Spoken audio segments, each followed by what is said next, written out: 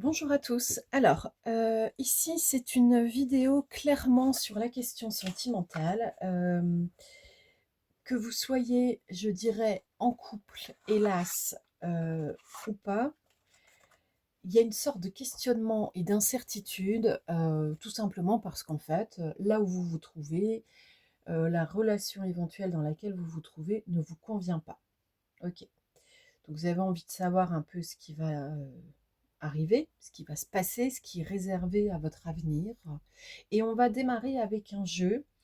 Euh, c'est un ensemble de fiches avec des astuces psycho pour renforcer son estime de soi.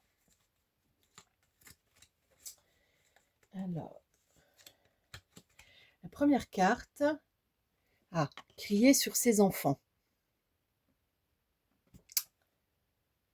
Crier sur ses enfants. Il peut arriver à tout le monde de se laisser emporter, mais il est important que cela ne devienne pas une habitude. Pour l'estime personnelle de l'enfant, c'est dommageable dans le sens où il sera enclin à penser qu'il n'est pas digne qu'on lui parle normalement. Pour vous, c'est un constat d'échec de la communication. Alors, crier sur ses enfants, bien sûr, cela peut être vite aussi relié au VEO, violence éducative ordinaire. Vous criez une fois dans votre vie sur vos enfants, vous n'êtes pas une personne violente, vous êtes une personne excédée dans un moment où quelque chose d'intense se passait. Euh, vous ne parlez jamais à vos enfants et vous criez tout le temps. Évidemment, vous êtes dans les violences éducatives ordinaires. Bon, vous voyez, il faut quand même savoir prendre la mesure de ce que l'on réalise, de ce que l'on fait, de ce que l'on fait vivre aussi aux autres et à soi-même. Ici, en tout cas, on vous alerte sur une chose. Dans votre mode de communication, s'il y a des moments où vous vivez quelque chose qui vous excède, qui vous agace, qui vous épuise, bah, c'est une réalité, c'est votre réalité, et c'est à vous de la gérer, d'apprendre à la gérer si vous ne savez pas le faire. C'est ce qu'on appelle simplement apprendre à devenir mature émotionnellement. Euh, je dirais que c'est un peu le but ultime de chaque être humain sur Terre. Là, on vous alerte en fait sur un point de communication. Si vous criez sur les autres, si vous jetez vos nerfs sur les autres, que ce soit vos enfants ou pas, si vous passez du coq à l'âne, on va dire, en termes d'émotion et que quand c'est trop intense, trop difficile, trop angoissant, vous videz le surplus sur les autres, ça veut dire que dans votre monde relationnel sentimental, vous faites de même. Ou si vous n'osez pas le faire dans le couple, le partenaire le fait. Bon, quelque part, c'est une alerte sur un mode toxique dans la communication et dans la gestion de ses émotions.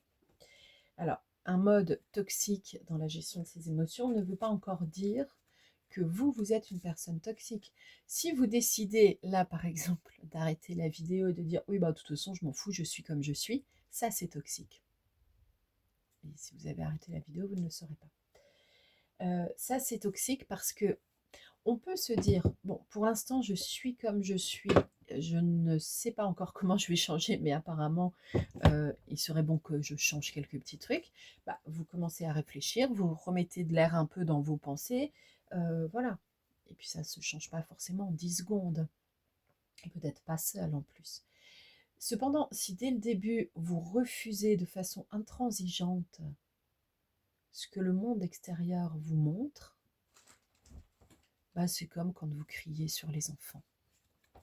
D'abord, on peut être en colère et ne pas avoir à crier.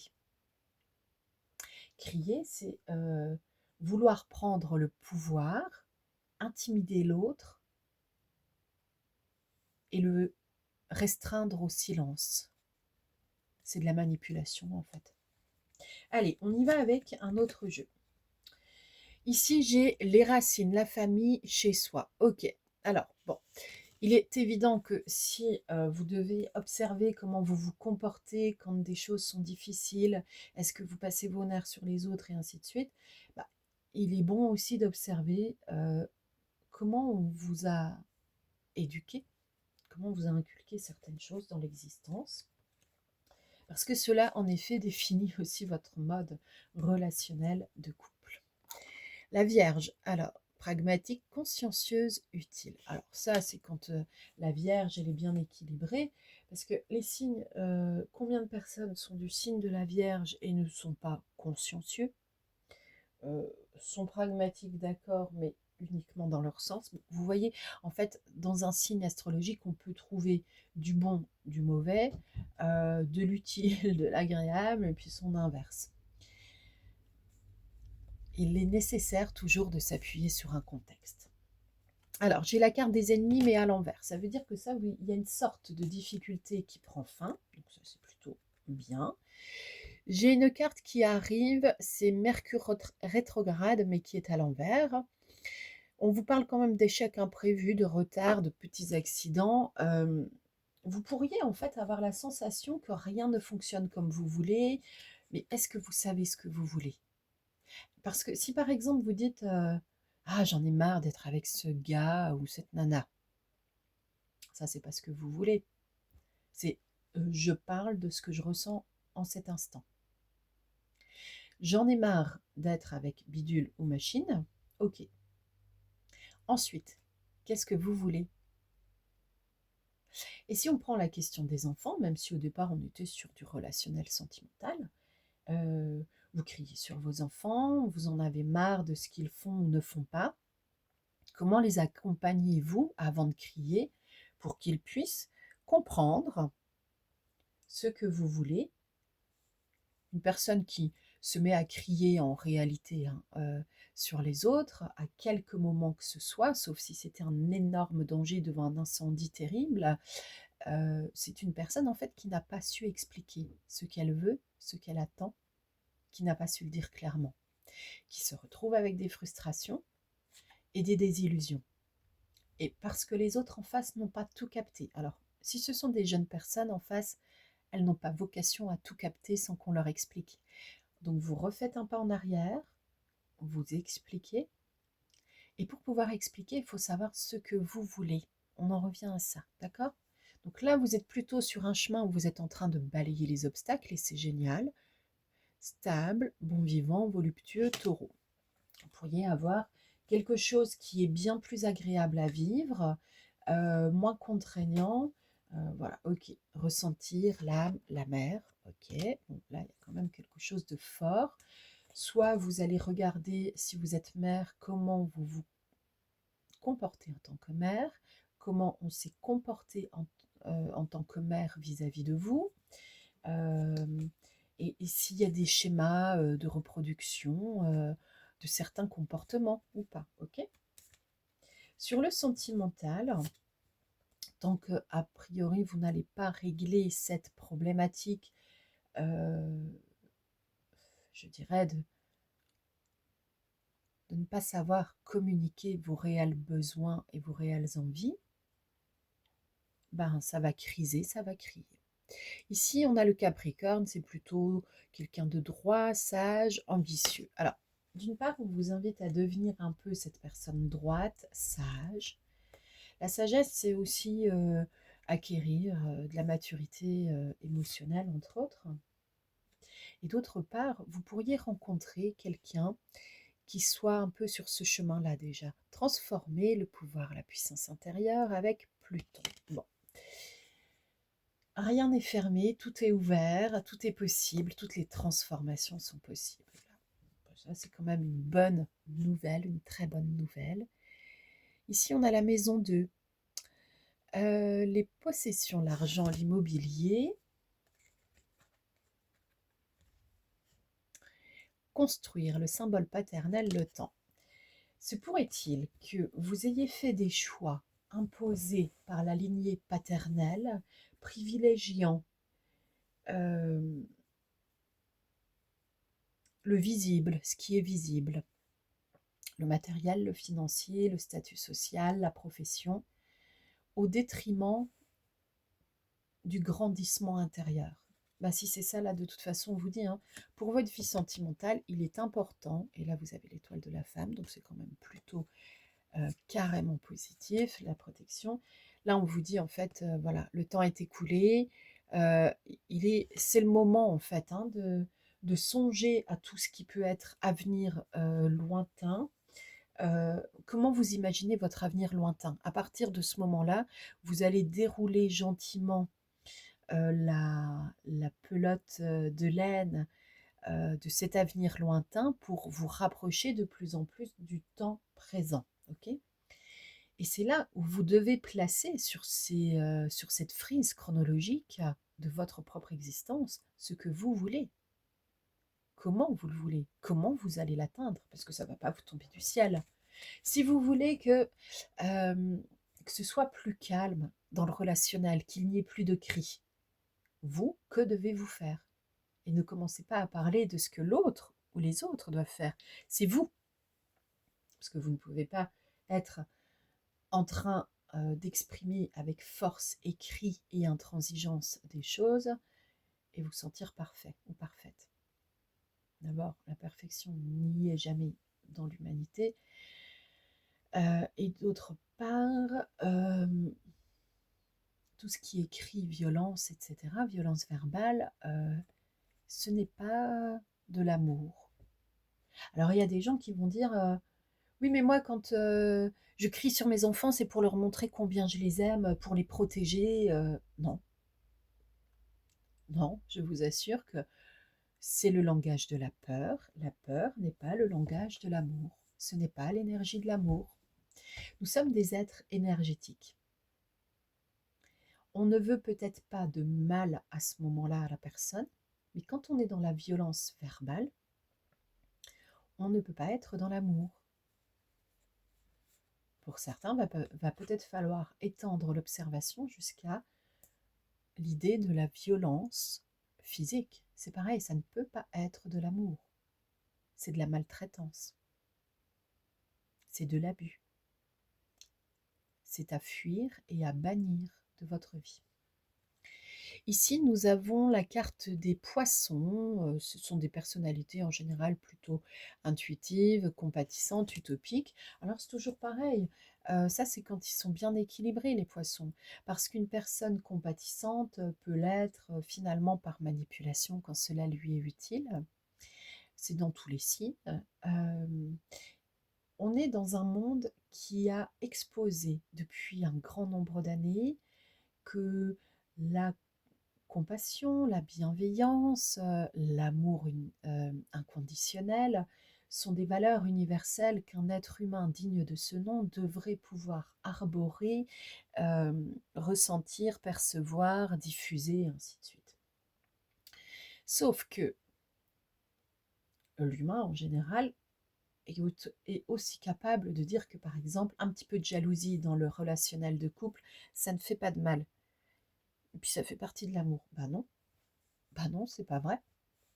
La jalousie, si c'est votre voisin qui est jaloux de vous, de votre voiture, vous savez, et puis qui par exemple veut la rayer un petit peu parce qu'il n'en peut plus de voir que vous avez une si belle voiture et lui pas encore, vous savez bien dire que la jalousie, là, n'est pas bonne dans le relationnel.